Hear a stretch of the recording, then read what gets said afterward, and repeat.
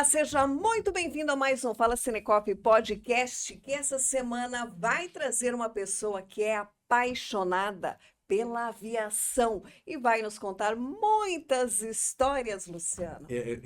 São histórias assim extremamente curiosas e que eu tenho muita curiosidade em saber também, porque são sensações, a realização pessoal, enfim, tem algumas coisas que a gente vai contar para vocês durante esse programa. É isso mesmo, e para isso nós estamos recebendo um convidado super especial. Olha, que eu já ganhei uma canequinha aqui, ó, Hangar 027, ó. Segue lá também no YouTube esse canal aqui, que é muito interessante. Eu tenho um convidado mais que especial, porque ele é meu amigo de infância também. Para mim é o Vando, mas aquele é o Evandro dos Santos, que veio da segurança pública. É piloto de helicóptero, é amigo da Andréia, é lá da Vila Adriana. Seja bem-vindo, Vando. Bom, André, obrigado. Estou me sentindo em casa, né? Com a André e com o Luciano aqui, são meus amigos. Estou bem contente. Estou tremendo, claro, né? Porque é o primeiro podcast da minha vida, mas estou feliz de estar aqui. Ai, seja muito bem-vindo. Vamos começar pelo começo, né? Que é uma frase impactante. Como é que começou toda essa história? Piloto de helicóptero, enfim, como é que surgiu toda essa... Eu acho que... Eu não sei se é vontade, desejo, sonho, Paixão, né? Pela aviação. Pela aviação. Na verdade, a história é longa. Meu apelido lá na Itaipu, onde eu trabalho hoje, é Conversinha. Então, vocês estão preparados para ouvir? Eu vou resumir, eu vou sintetizar. Não sendo conversona, então dá tempo. Na verdade, a história do helicóptero é um pouco diferente para mim, também uma novidade. Quando eu era criança, muito criança, meu tio Cardoso, ele me levou lá, a gente passou por dentro do aeroporto para ir para o Paga 100. Tem um rio aqui em Foz, famoso Paga 100, né? E a gente frequentava lá nos finais de semana. Eu era muito criança, tinha menos de 10 anos, não sei quantos anos eu tinha. E nós passamos a pé do lado da pista do aeroporto para ir para o Paga 100. Olha só, não tinha... Hoje tem a Rua Itaboraí, né? Que era a nossa diversão antigamente, né? Exatamente. Com a Andréia mais nova, você já entrava pela Rua Itaboraí, né? A Andréia falando assim, antigamente, ela dá uma sensação assim, de antiguidade, ainda né? bem que eu pinto cabelo de preta, ninguém vai perceber na cidade. Então, mas aí lá a gente não tinha que acesso pela Rua Itaboraí, ou tinha, mas a gente não fez por ali. Fizemos pelo aeroporto. No retorno do aeroporto, eu lembro que meu tio pediu para nós nos abaixarmos porque tinha um avião chegando. Hoje, a minha vaga lembrança, eu era muito criança, mas eu tenho uma lembrança daquele avião, que eu vi as pessoas dentro do avião. Eu acredito que seria um Caravan, que é um modelo de avião médio para pequeno, né? E eu vi aquele avião foi se aproximando, eu vi as luzes dele, nos abaixamos, porque meu tio trabalhava no aeroporto, e ele disse assim, se virem nós aqui, o piloto não vai pousar. Se o piloto não pousar, vai vir a segurança lá do aeroporto e vai dar um pegue em nós, que a gente está numa área que teria que ser proibida, né? Enfim, daí, aquele pouso, aquele avião me encantou, sabe? Fiquei feliz com aquilo, eu achei muito encantador poder voar. E claro, eu acredito que nasceu ali minha vontade de ser piloto. Eu lembro muito da minha avó falando, olha, estude matemática, filho, que os pilotos passam 20 anos estudando matemática, né? Não é tudo isso, mas a matemática ajuda muito, claro. É muito importante em algumas matérias. E eu acabei me destacando na matemática, gostando da aviação, mas o tempo foi passando e situações foram passando. No ano de 2001, eu decidi ser piloto de avião. Então já era aviação mesmo, avião, trabalhava na Guarda Municipal, e eu fui fazer o curso de piloto de avião, fiz o curso numa escola que não tem mais aqui em Foz, se chamava Estância Hércules, muito pesado. Ficava lá A Estância Hércules ainda fica lá, o aeroclube, o aeroporto, na verdade, né, o aeródromo lá. Mas eu fiz isso na escola que era no centro aqui de Foz, que era uma salinha alugada, né? Aí fazia o curso ali, quem queria ser piloto estudava a teoria ali. Eu fiz a teoria ali, fui muito bem, graças a Deus, né? Passei tudo. Estava me dedicando, mas isso aí demandava dinheiro, né? Um custo bem alto para ser piloto de avião, na minha realidade, né? Naquele momento. E aí, em setembro, dia 11 de setembro, teve os atentados às Torres Gêmeas, né? Sim. Então nós tivemos um problema naquele ano. E aí eu tive aquele impacto também naquele ano, a aviação foi diferente, e eu decidi que não era hora de investir na aviação. Então, fui para a educação física, acabei me formando em educação física e abandonei, né, engavetei ali o sonho de ser piloto, justamente por aquele período. Passou-se os anos, em 2007 para 2008, eu estava de férias, nós estávamos de férias com bastante gente legal, lá em Florianópolis. E um comandante de helicóptero da Helisul, cunhado de um amigo meu, o Jair, muito amigo meu, ele ia lá, visitava nós frequentemente. E numa dessas visitas, o Jair comentou que ele se piloto de avião e tal. Aí ele falou assim, e eu sou daltônico. E eu li no livro que daltônico não podia ser piloto de avião. Ele falou, olha aí eu queria, né? Então, perdi os planos, né? Já seria impossível. E aí o comandante lá falou assim, não, o comandante Humberto, o nome dele. Ele falou, não, eu tenho um amigo que é daltônico, que é piloto, então essa informação não é real. Isso aí tá...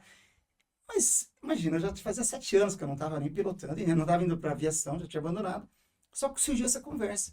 E aí ele falou assim, não, Evandro, você quer ser piloto de helicóptero? Eu te coloco na Erisul. Eu vou dar um jeito de você trabalhar comigo, você vai ser meu copiloto aqui em Florianópolis.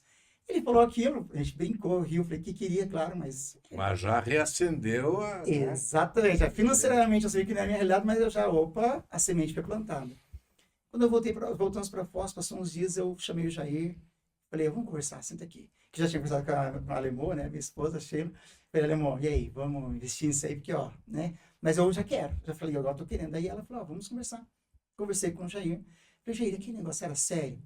Daí eu falei, voltar a pilotar, porque eu tava querendo ir, nós íamos morar no Canadá. A previsão daquele ano era ir embora, tinha um propósito de emprego lá, então, na área de educação física, né, então tava tudo resolvido, né.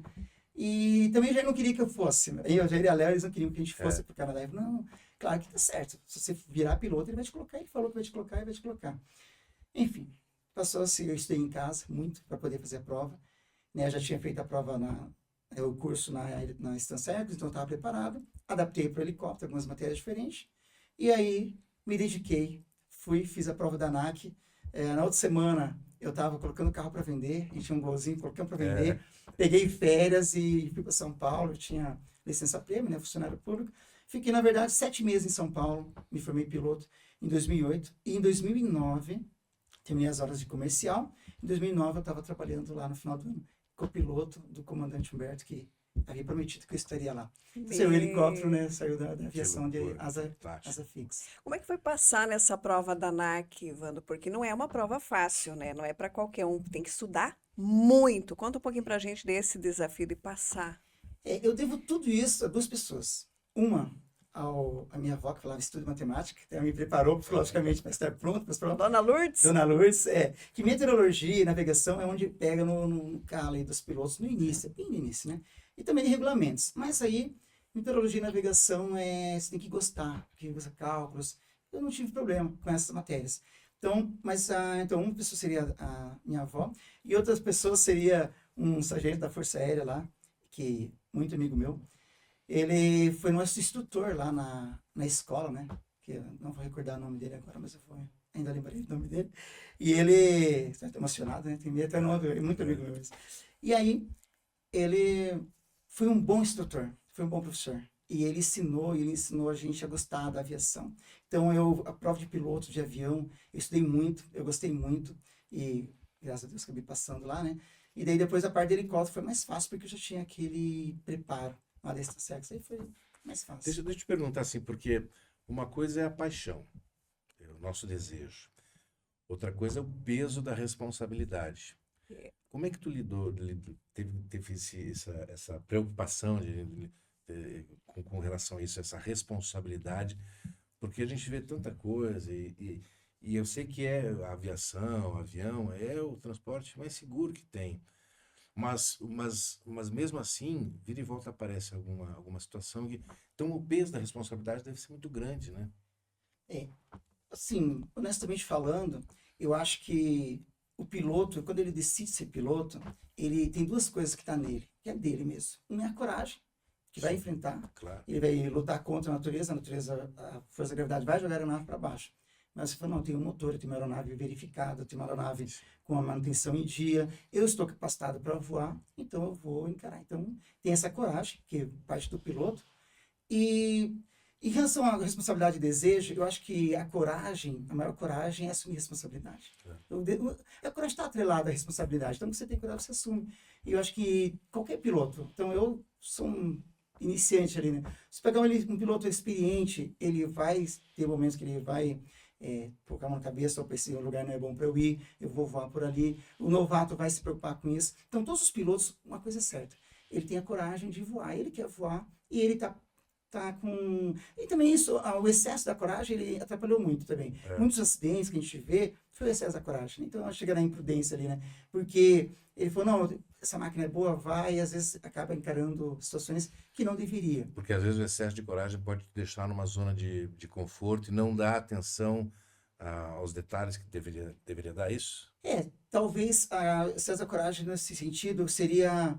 você está vendo um clima que não é adequado para a sua aeronave. Então, você pega um Boeing, um avião da Gol, você vai entrar, você vai pousar no destino, as chances de você são praticamente 100%, né? Então, porque uma aeronave é muito forte, muito segura, tem vários recursos de segurança, então ela vai passar por uma turbulência muito forte e vai pousar, não tem problema nenhum. Mas quando você está num helicóptero, que é uma aeronave menor, você está voando por visual, você não tem instrumentos e balizamento para te nortear se você não estiver enxergando lá de fora. Então você tem que ter limites. Claro. Você tem que entender que essa tua aeronave, embora você possa ter voado Boeing, ser piloto de Boeing que migrou para helicóptero, não sei se tem isso, mas pode acontecer, aquela tua aeronave é limitada. Então você tem que respeitar os limites da aeronave, e aí talvez algum momento uma coragem tua falou, não, a minha aeronave vai. E nesse momento não é bom ter tanta coragem assim, né? Entendi. Só em relação à coragem e aos destinos ali que você escolheu errado. Mas talvez audácia, né? Seria a palavra audácia além da coragem. Tem que ter freado um pouco. Como é que foi o primeiro voo como piloto, assim, emoção? Puxa, cheguei agora, eu sou piloto. Aonde que foi esse primeiro voo? Então, isso é muito interessante. Todos os pilotos, eles passam por isso. Existe um voo chamado voo solo. O voo solo é quando você está na escola ainda. Você está na escola, você faz todos os treinamentos iniciais de como comandar a aeronave. Você já sabe teoricamente, aí você tem que voar ela. Então você começa a decolar, começa a sair ali no pairado, que chama, né, o helicóptero próximo ao solo. E aí você começa a subir, pousar. E lá pelas 11ª, 12ª hora, o instrutor começa a te ensinar panes. Fala, olha, e se acontecer a falha do motor aqui? E se acontecer isso? E se o vento te jogar? E se quebrar tal instrumento? Então você tem que saber se preparar para pane. Tem um dado momento que o teu instrutor, né, principalmente o instrutor-chefe, ele vai voar com você e fala, faça uma autorrotação, que é desligar o motor na altitude. Você não vai ligar o motor antes de pousar, né? Ou acelerar o motor antes de pousar. Então, você está em autorrotação, você tem que pousar. Quando você passa por esses testes de autorrotação, você vai ser ensinado ali, né? E ele vai treinar e falar, levanta, tá pronto. Então, teve um dia lá na escola, né? Estavam em três helicópteros, 3 pilotos voando, que eu voei com o comandante Alberto. Ele pediu para decolar e falou, sobe para 2.000 pés. E aquilo era muito alto, eu já achei assim estranho, né? Só para 2.000 pés. Ele falou assim, vamos fazer uma autorrotação agora? Vamos, e puf, deu a pane. E deu a pane, eu resisti, fui lá e fiz o pouso em autorrotação perfeito. Ele falou, tá pronto? Eu falei, tô pronto, mas eu tava acho que 17ª, 18ª hora, né? E eu falei, bateu na minha perna e falou, então tá contigo. Claro, meu coração disparou na hora, né? Mas já estava me preparando para o sol. Eu até falei para ele que eu estava preparando, porque nos dias anteriores eu estava fazendo muita pane, né? E estava dando certo. Daí ele saiu da aeronave, falou, vou te comandar no rádio e tal. Aí existe a frequência nossa da escola. Ele pediu para os outros 2 aeronaves fossem para cidades vizinhas, para deixar eu sozinho, né? No circuito de tráfego. E aí ele fala, ó, Evandro, tá contigo, você é piloto, bom voo, está às 17, 18 horas, né? E ali você tem que tirar todo aquele teu medo. Se você tem medo ali, porque o piloto-chefe falou, você está pronto. E aí daí eu decolei, né, com bastante paciência, bastante espírito de piloto ali, falei, no meu momento, é a minha hora. Eu não sei se teve algum caso de acidentes em voo solo, porque todo mundo passa por aquilo que eu passei. Uma expectativa, uma realização, então você está preparado mesmo. Aí fiz a decolagem, fiz o pouso, isso é o mais certo possível, o mais básico possível. Os parâmetros, né, tem bastante reloginho, né, ficam tudo cravados nos limites certinhos. Acho que eu morri ali. Não, e você só olha para aquilo ali, olha para fora, é uma tensão ali, mas você está preparado para aquilo. Então você quer ser impecável. E aí ele mandou os helicópteros saírem, né? Eu fiz o segundo pouso, fiz o pouso, ele mandou arremeter. Quando eu fiz o segundo pouso, ele falou, pode vir para o pátio. Nisso, o pátio estava com todos os alunos ali, só da administração, eles ficam todos assistindo o teu voo solo. É um momento único na vida do piloto. Tem um voo solo, que é o primeiro, né? É o primeiro voo solo. Aí quando eu retornei, fomos lá, o pessoal tirando foto, filmando, todo mundo te parabeniza, existe um bem-vindo, né? Você é um piloto. E você sabe que dali para frente a tua relação com a aeronave é outra também. E esse foi o primeiro voo solo, de fato, na escola. E trabalhando, tive a oportunidade de trabalhar como piloto, né? E daí, sinceramente, era normal, porque eu tive muitos anos, muitos voos como copiloto. Então, você estava preparado, estava decolando e pousando, trabalhei com o governador de Santa Catarina, que talvez seria um momento onde ficaria mais sério e tal, né? Então, eu tinha passado por experiências piores do que voar sozinho. Quando eu veio sozinho, não tinha. Mas essas situações todas forçadas, justamente, eu acho, para colocar em teste, né, os novos pilotos. Mas no dia a dia, teve alguma situação dessa já? Não? De pane? É uma situação mais difícil de controlar. Tem, E que tu teve que utilizar dessas experiências. assim, eu tive duas panes, dois problemas, na verdade. Meu período de aviação não foi muito longo, né? Então não tive muita experiência. Mas eu estava voando em Roraima, a gente trabalhava com os índios lá. Então nós fomos eu nem sei se eu posso falar aqui, mas tem uma tribo que ele é atendido no lado venezuelano. É lá do lado da Venezuela lá. Mas os venezuelanos devem saber, né? Que a gente faz aquele apoio. Ele fica meio da divisa, mas é território venezuelano. Então a gente falava assim, quando chegar lá, cuidado, se você vê um Mi-24, tem umas aeronaves militares russas, Sim. né? Da Venezuela. Tá. Se você vê, tente pousar, porque geralmente você não vai vir um míssil antes de te atingir. Meu Deus Você está numa área que é deles, Claro. né? Então está invadindo uma área. Mas enfim. E nós fizemos um pouso nessa maloca que chama lá, que é uma área bem restrita, só cabe praticamente helicóptero, né? Bem lá da maloca onde eles moram. E aí nós pousamos ali e colocamos bujão de gás, algumas coisas de comida, algumas coisas que os técnicos levam. A gente fazia um serviço tipo de assistencial, tudo que uma ambulância faz e o transporte a gente fazia. Porque não tem como chegar lá, não tem veículo. Então, olha, a pessoa mal, vamos lá, tem que levar um médico, a gente levava. Tem que trazer um doente, a gente fazia. Então, isso era uma operação. Tinha que trazer alguns enfermeiros de lá para levar de volta para a base lá em Boa Vista, lá em Surucucu. E aí, nesse pouso, foi sobrecarregado o helicóptero, né? A gente não tinha ciência, estava com um Bell 216, um Jet Ranger, né? É uma aeronave muito boa, mas é limitada, lembra dos limites, né? Mas nós pousamos. Quando eu decolei, eu senti que o controle ficou solto na minha mão. Então, eu estava muito baixo, saindo do efeito solo, e aí o efeito solo ele ajuda a aeronave a flutuar, porque o ar bate embaixo, fica um colchão de ar. Eu saí do efeito solo, eu percebi que a aeronave ficou boba, o controle ficava solto na minha mão, e eu começava a perder a proa, né, e começava a girar, porque exigia da potência dele, e o antitorque não estava correspondendo. Quando eu percebi aquilo, eu soltei o pé do pedal, ele perdeu a proa, mas os ponteiros voltavam para o verde. Quando eu tentava travar para poder ir para frente, para poder equilibrar a aeronave, no meio de árvores e tudo, os ponteiros iam tudo para o vermelho, iam tudo estourando. E assim foi, daí eu estava com um assistente lá, não lembro quem estava do meu lado, e ele falou assim, e agora, quando eu cheguei agora? Eu falei, não, relaxa. Não tinha outra alternativa. Então, a ideia ali, talvez, se uma pessoa mais precipitada, eu pousaria, ia quebrar a aeronave, porque não tinha como, no meio de árvores, né, coqueiros e tal. Você quebra a aeronave, mas sai vivo, sai inteiro, né? Tem os riscos ali, claro, de uma lesão, mas é um risco. E eu decidi que eu não queria quebrar a aeronave ali. Então, eu falei, não, eu vou deixar a aeronave subir, porque eu estou perdendo proa. Quando eu solto a proa, que a aeronave começa a girar, ele tem potência. Então, não tá no tempo, eu vou deixar ela subir, vou subir devagarzinho, rodando. E assim eu fiz, subir ali, acredito, com 100 metros, uns 300 pés. E aí, estava bem alto já, girando. Eu olhei para a maloca, eu girava, mas eu controlava, não deixava perder o controle, né? Girava devagarzinho. Aí, quando eu olhei a maloca, eu soltei o helicóptero e fiz um pouso, né? Assim, com mais cuidado, mas um pouso que eu só ia parar lá embaixo, né? Um pouso direto para frear bem em cima do efeito solo e aproveitar essa inércia. Foi tudo tranquilo. Eles, né, só falei, nós vamos ter que retornar. Foi girando, subindo, e eu estava muito ciente daquilo que eu queria fazer. Quando eu olhei a maloca, eu desci o helicóptero, um buraquinho desse tamanho lá em cima, né? Mas ele vai crescendo e cabe o helicóptero. Aí foi bem no meio, pousamos normal, não teve nenhuma emergência, não teve nenhuma lesão, não teve nenhum machucado no helicóptero também, nenhum defeito no helicóptero, danificação, não danificou nada. E aí fiz o pouso e falei, vamos ter que tirar peso. Aí tiramos a assistente, 2 pessoas que estavam ali, enfermeiras, e acredito que o gás também foi tirado, e a gente trouxe o resto para a base que seria ali. Mas então essa foi uma situação muito... Igual essa agora, um barulho. Não é um helicóptero, né? Eu até medo, achei que o helicóptero estava fazendo pouso aqui.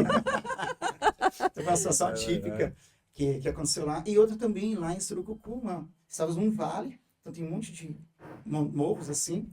O helicóptero vinha nas minas de Amazonas, e daí... Você vai atrapalhar? Não, pode continuar. Então, nós Isso somos... aqui que nem aquele programa do Faustão antigamente, sabe? Todo mundo entrava no meio. Isso, é sabe? tranquilo, né? Tranquilo, todo mundo falava, sem problema nenhum. Não, tá ótimo. Nós estávamos no Amazonas, numa maloca também lá na território do Amazonas.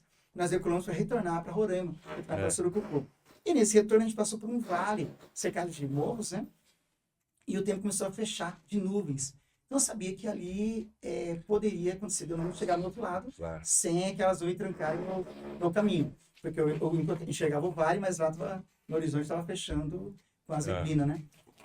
Aí eu decidi retornar. Eu falei, ó, nós vamos ter que retornar. Ele falou, por quê? Porque nós vamos parar no meio do caminho. O que acontece? Tanque cheio. Nós íamos ficar rodando ali naquele vale para procurar um lugar no meio de mata para tentar pousar, porque o tanque ia acabar uma hora. Sim. E nem ia ter como sair dali. Então eu retornei para o Amazonas.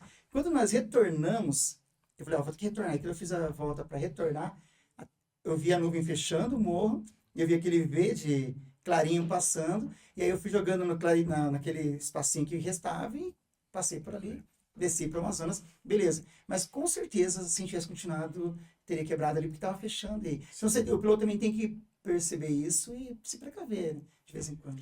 E essas histórias se transformaram num canal no YouTube onde você conta histórias e você entende muito de aviação, que você fala de algumas máquinas, modelos, que se transformam no Hangar 027. Conta pra gente sobre esse canal também, que hoje tem muitos seguidores aí apaixonados também pela aviação. E por que o 27, né? Eu tô curiosa. Chegaram no 027, então. Bom, o canal foi uma consequência, assim, talvez desastrosa, né, do destino que acabou acontecendo no canal. Então, eu fui para aviação, trabalhei na Lisul, voltei para a Guarda Municipal onde eu era, saí da Guarda Municipal para voar. Através da Lisul, eu consegui ir para Roraima. Retornei de Roraima com o destino, falei assim, não quero mais. Meu destino não é uma aviação mais, eu quero ficar perto da minha família. Então, eu tinha minha esposa e minha filha, né, minhas 2 filhas já, e eram muito novinhas, minhas meninas. Eu falei, não, eu prefiro a família, é uma opção. Então, eu decidi, e eu parabenizo, e tenho muito respeito pelos pilotos que estão ali, porque realmente não é fácil ficar longe da família. Eu era muito apegado, também é uma defeito, se eu não fosse tão apegado, né, mas eu sou, então, e acabei optando em retornar à família. E aí eu comecei a estudar para a Polícia Federal, Rodoviária Federal, porque tem helicópteros, né? E nisso, nos estudos ali, surgiu o concurso da Itaipu, processo seletivo, acabei fazendo, e acabei indo para Itaipu, né? Falei, vou tentar lá, porque financeiramente era bom, é uma estrutura muito melhor de onde eu estava. Aí, fui para Itaipu. Na Itaipu, acabei fazendo o curso de Ciências Aeronáuticas, e aí em 2021, em plena pandemia, eu falei assim, agora acabou a aviação, já tinha feito o curso, não quero saber de mais nada, vou esquecer, né? Já passou. Isso eu falei, acho que demorou uns 2 meses, eu estava me coçando. Eu preciso falar de aviação, preciso viver aviação. Eu tenho uma história de caminhada, eu tenho o curso, a faculdade de Ciências Aeronáuticas, eu tenho um curso de piloto. Poxa, eu posso ajudar algumas pessoas a se tornarem pilotos. Então a ideia do curso seria essa, né? Aí comecei a usar a internet para pesquisar o que eu poderia fazer. E achei uns canais lá, Paty Machado, inclusive, é uma influência bem famosa para quem está iniciando, né, na caminhada. E ela ensinava como fazer o canal. E que o canal era bom, e não sei o que. Eu falei, sabe uma coisa? Aqui em casa eu não tenho recurso nenhum. Fui comprar uma câmera, né, simples, aquela que eu tenho. E eu falei, eu compro o microfone mais ou menos e vou fazer um canal. Me aventurar, né? E aí começou a brincadeira do canal, porque eu queria ensinar pilotos. Então, os primeiros vídeos vai falar de técnicos de helicópteros. E aí, nos 3º, 4º vídeo, já começaram, mas como é que funciona? E tal acidente, o que aconteceu ali? Me fala sobre isso. Então, as pessoas começaram Ai, que legal, a perguntar. né? E o canal cresceu. E... Legal. Muito legal. Eu tenho um episódio que eu assisti um dia, que eu vi que você conhece muito, Vando, sobre as aeronaves, né?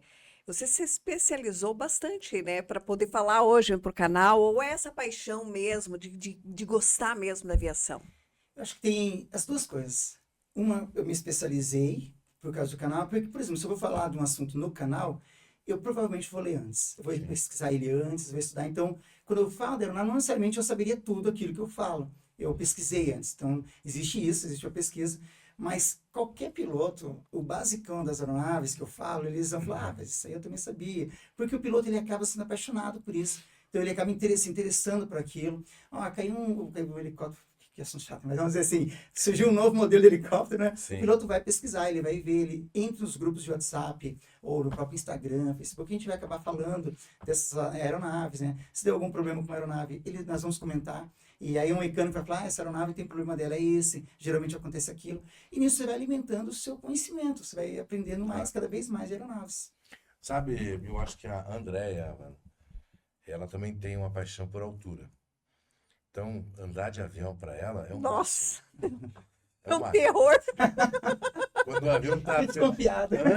Antes do avião decolar, ela já tá assim, ó. Eu tô quase morrendo. Eu já tô quase morrendo. Eu sou daquelas que, olha, nunca. Verdade, assim. Quando ele começa a pontear assim para subir, ela... Segura. Não, eu não vejo a hora de voltar pro chão. Olha, vou Eu entendo dela. A alemã é assim. A minha esposa Ah, ela é, né? Sheila, tem um aí, ó. pavor de avião. Aí a gente chega no avião, quando a gente viajava os 4, daí nós estávamos no aeroporto, eu falava assim, ó, eu não vou do lado da Sheila, né? Eu não vou do lado da mãe. E a Bárbara, eu também não vou do lado da mãe. A Brenda, eu também não vou do lado da mãe. Aí, vocês me deixam sozinho, então eu ficava brava com nós. E eu acabava indo do lado dela, minha mão sempre machucada, né? Exatamente. Ninguém quer ir do meu lado, porque daí você fica ali segurando a pessoa de tanto medo. Eu tenho muito medo. Eu não sei tenho se você é assim, mas a Sheila, ela assusta o piloto, se conversar com ela meia hora. Porque ela fica, olha, as comissárias sentaram.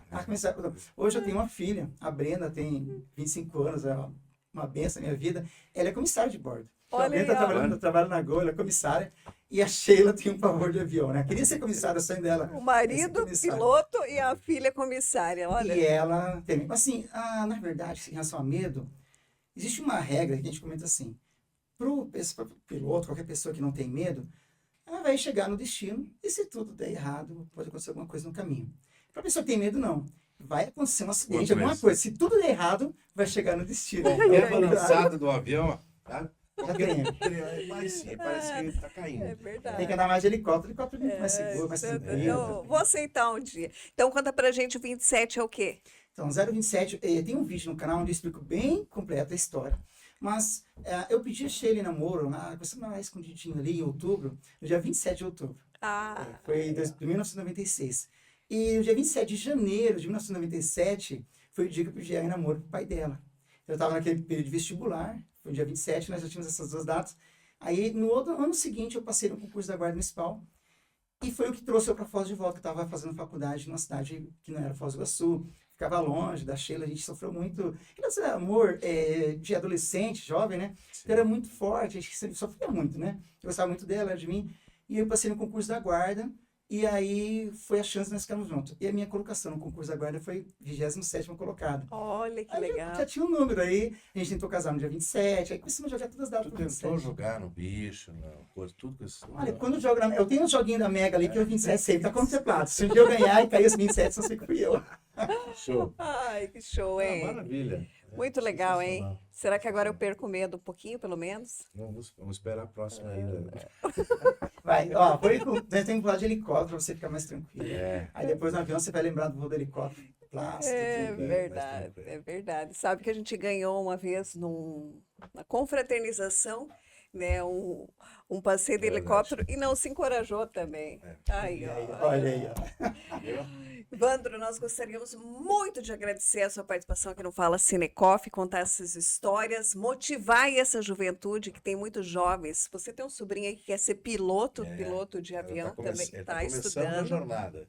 Que Ela está fazendo faculdade, está começando, eu acho que vai começar a fazer as aulas práticas. Que bom, tomara, vai ter um bom sucesso a caminhada, né? E é motivar, né? Que sonhos são sonhos e só lutando, estudando que a gente conquista. É verdade. Olha, André, eu não agradeço estar aqui, mas eu tenho um nome que eu estava devendo, que é o Sargento Chagas. Eu conheci o Sargento Chagas lá na Estância X, que me deu aula.